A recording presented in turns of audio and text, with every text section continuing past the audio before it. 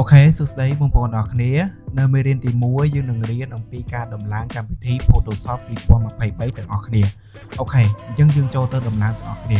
អូខេអញ្ចឹងគ្នាយើងចូលទៅ download file ដែលខ្ញុំបានផ្ញើនេះទៅតមកទៀតយើងធ្វើការចុចទៅលើវាមកស្ដាំបែបនេះហើយគ្នាយើងរកពាក្យថា Adobe Photoshop 2023ចេញបែបនេះគ្នាយើងរកពាក្យថា setup ចុចបែបហ្នឹងមកអូខេតមកទៀតត្រង់នេះគ្នាយើងចុចពាក្យថា yesព្រោះអីនៅពេលដែលយើង record បែបនេះគឺវាអត់សូវយើងឃើញអញ្ចឹងគ្នាយើងរកពាក្យថា yeah មកចុចមកគឺវាចេញបែបនេះយើងហើយអញ្ចឹងអានេះគឺជា Adobe Master Collection 2023អញ្ចឹងនៅក្នុងនេះគឺបានន័យថាតកោ Adobe គឺវាមាននៅក្នុងនោះទាំងអស់តែម្ដងអូខេអញ្ចឹងបើគ្នាយើងចង់បានអាចឆាតមក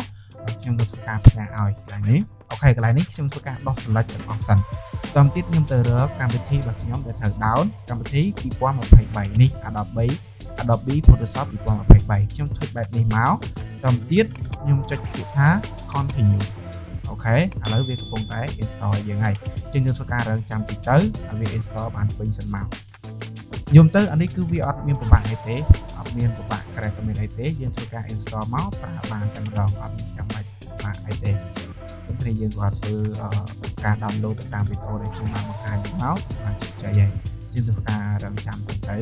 អូខេឥឡូវនេះគឺយើងបាន download បានជោគជ័យហើយត្រង់នេះយើងចុចពាក្យថា close មកអូខេអញ្ចឹងយើងអាចចូលទៅប្រើកម្មវិធីរបស់យើងបានហើយអញ្ចឹងនៅពេលដែលយើង download មកគឺវាអត់ទាន់ចូលបង្ហាញទៅលើអីគេ desktop របស់យើងទេអញ្ចឹងកន្លែងហ្នឹងគ្នាយើងអាចចូលចុចពាក្យថា window បែបនេះមកហើយគ្នាយើងអាចសើចរកពាក្យថាអីគេដល់ Adobe Photoshop 2023នេះឃើញទេយើងអាច search វាចឹងមកអញ្ចឹងគ្នាយើងអាចចុច mouse ស្ដាំមួយមកហើយរកពាក្យថា file location បែបនេះតទៅទៀតគ្នាយើងចុចត្រង់ហ្នឹង